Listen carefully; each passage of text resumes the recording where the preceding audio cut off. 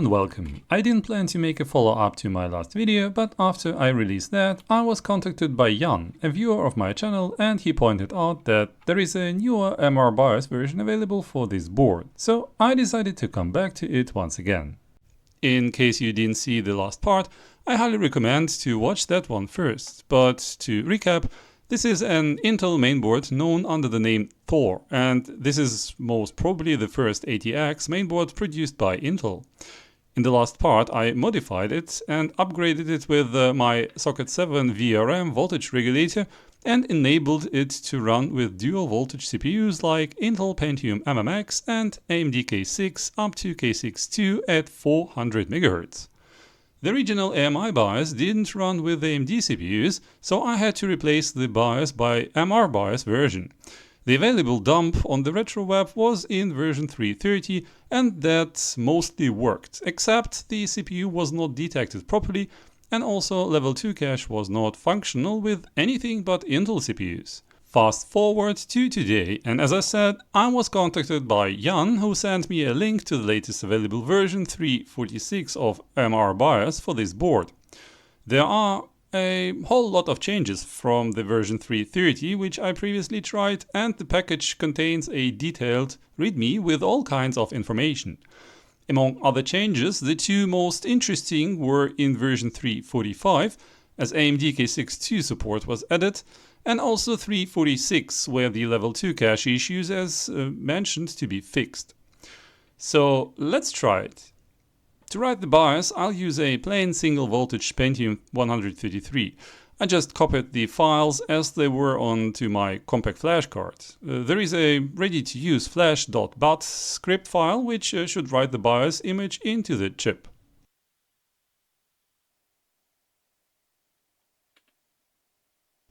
Okay, that seems to be a successful update. The reported version is now 3.46. Nice. Let's give the K6-2 another go. It will need the voltage regulator set to 2.2 volts. The CPU is a 450 MHz one, which interprets a multiplier of 2 as 6. So at 66 MHz frontside bus, the CPU should run at 400 MHz. Let's see if the newer MR BIOS detects it now properly. Also, let's directly add the level 2 cache module. It should work now if the README was right. Okay, the board posts at least. This is a good sign. Hey, and there already AMD CPU at 397 MHz is reported. Oh, and 256K of cache as well. Let's see. So, AMD CPU at 397 MHz and multiplier 6.2, well, which is almost right. At least it's much closer value than with the older BIOS version. But most important is that here below it reports 256K of external cache, which is awesome. Let's boot into DOS and make some tests. Cache check now reports level 2 cache 2.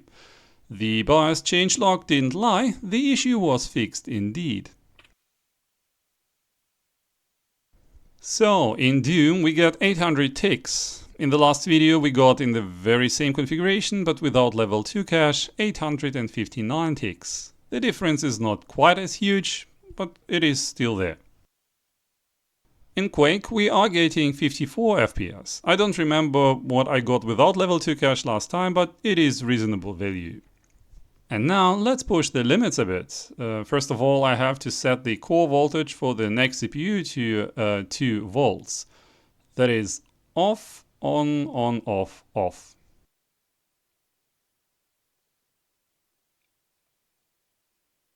Alright, the CPU which I would like to test is an AMD K6-III+. This one has integrated level 2 cache of 256K, which runs with full CPU clock and gives measurable performance benefit over the K6-2, which doesn't have integrated level 2 cache.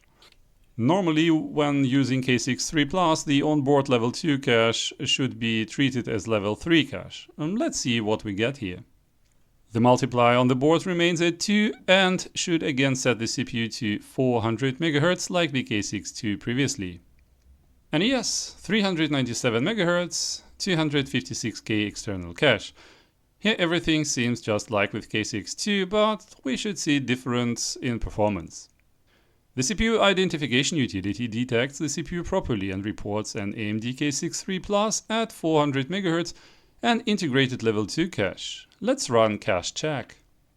This machine seems to have one cache, it says, but it reports it with 256K at almost 1 GB a second. This tool clearly seems to have an issue with its configuration. Maybe Speedseas will give us better overview.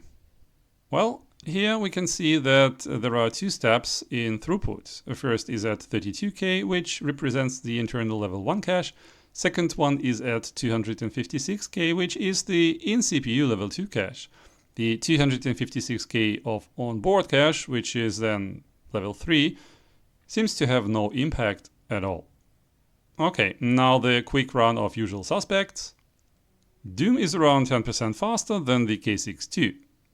And Quake reaches now 60 FPS, and that is also around 10% faster. Okay, now I'm curious if the onboard cache is working at all if a CPU has integrated level 2 cache. To test this, let's take the AMD K6-2 Plus, which has 128K of level 2 cache, half of what K6-III Plus offers. Maybe as you remember from the last video, this very early ATX board has no connector for the CPU fan. However, the previous tests warmed up the CPU quite a bit with just passive cooling. This K6-2 Plus, which I use, is specified for 550 MHz, but I use it here with only 400 MHz, so I easily can undervolt it.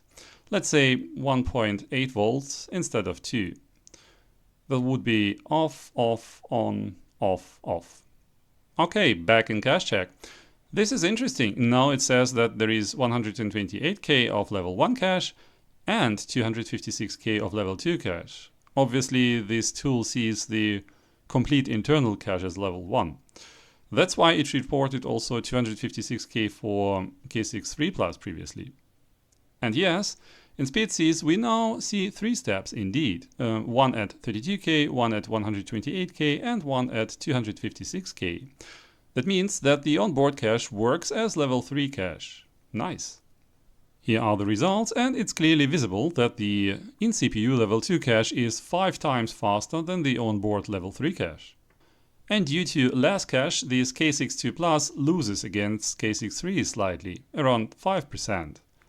In Quake, we see similar drop. From 60 FPS it went down to almost 57, but still not bad for a mainboard which was made for a pre-MMX Pentium.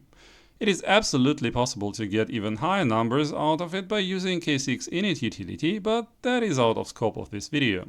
So Jan, thanks again for the hint. The latest MR BIOS gave this board the last needed push. Now it doesn't only detect the AMD CPUs properly, but also fixes the issue with the level 2 cache. It doesn't bring a lot for K6-III Plus though, but for K6-2 and other CPUs this is an important feature. And this is it for today. It is sometimes amazing how far that old hardware could be pushed, and I hope you enjoyed this experiment. Of course, you can find the latest MR BIOS now on the retro web, and in case you have this board in your retro build, feel free to give it some spice. As always, thank you for watching and goodbye.